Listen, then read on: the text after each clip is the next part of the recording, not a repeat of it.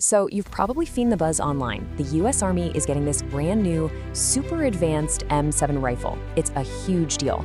But then you hear the Marine Corps, who are famous for being on the cutting edge, are basically saying, nah, we're good, and sticking with their M27. So what in the world is going on here? Okay, let's just get this out on the table right away. It's really easy to chalk this up to simple inter-service rivalry. You know, the whole stereotype that the Marines just get the Army's leftovers. But this decision goes way, way deeper than that. This isn't about pride. That is the big question, right?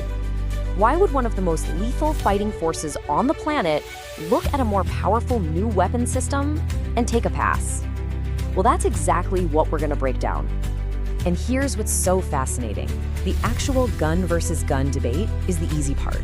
The real reasons, the ones that matter, come down to these three massive concepts: how the Marines plan to fight, how they supply that fight, and how much risk they're willing to accept. All right, so to really get this, we gotta start with the hardware. Let's put these two rifles side by side and see what we're working with. So first up, we've got the Marine Corps' favorite, the M27. Now this is basically a tricked out version of the legendary HK-416. It fires that 5.56 NATO round that's been around forever. It's incredibly reliable, and this is huge for the Marines, it's built to handle salt water and sand. It's a known quantity. It's a workhorse. And this rifle, it has a soul. It's got history. It first saw combat way back in 2011 in Afghanistan. I mean, the source for this explainer even shares this great memory of seeing them for the first time, one of which belonged to this super motivated machine gunner who immediately named his new rifle Pink Mist. This is a weapon that has earned the trust of Marines in combat. And now for the new kid on the block, the Army's M7. And listen, this isn't just a new rifle, it's a whole new system. It's got a brand new, much more powerful 6.8mm round, and it's paired with this incredibly advanced, almost science fiction level computerized optic. This is the Army swinging for the fences. So when you put them side by side, you really see the different philosophies here. The M27 is all about that proven reliability, higher mag capacity, and using the ammo that everybody else uses. The M7, on the other hand, trades a little weight and fewer mag rounds in the mag for a massive jump in power and that high-tech optic. You can see the trade-offs right there. But honestly, the specs are only half the story. This is where we get to the real heart of the matter. It's not about which gun is better, it's about which gun fits the way you plan to fight. And this quote from the Marine Corps says it all. You gotta pay attention to that phrase: amphibious doctrinal employment. I know, it sounds like a bunch of military jargon, but that little phrase is the key to unlocking this entire decision.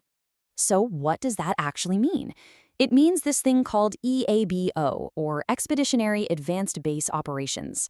The whole idea is to have small, sneaky teams of Marines setting up shop on tiny remote islands to control huge swaths of the ocean. Think small footprint, massive impact. And let's just put that in plain English. We're talking about being stuck on a rock in the middle of nowhere for weeks at a time, trying not to be seen, with the very real possibility that nobody can get you fresh supplies. In that kind of fight, simplicity and what you can carry on your back isn't just a preference, it's everything. And that right there leads us to the hard part. Adopting a new rifle with a totally new kind of bullet isn't just like getting a new iPhone. It creates a logistical nightmare. Just look at the two bullets. The 5.56 round for the M27, it's literally everywhere. The Army has it, the Navy has it, our NATO allies have it. It's a massive, mature system. The new 6.8mm round for the M7, it's brand new.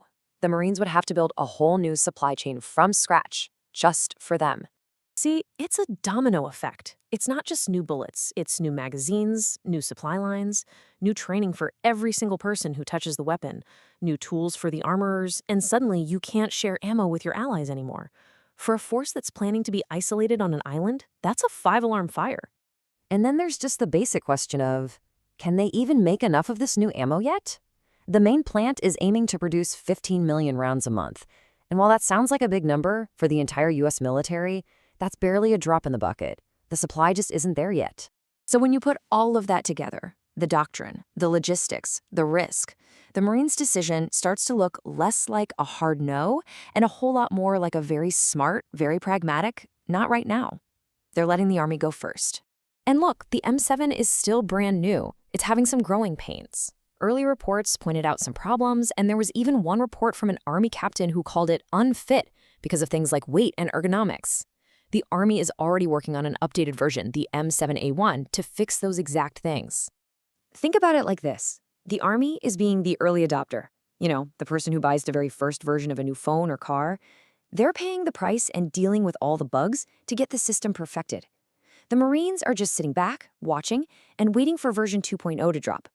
And honestly, from their point of view, why wouldn't they? They already have the M27. It's a rifle they know, they love, and they trust.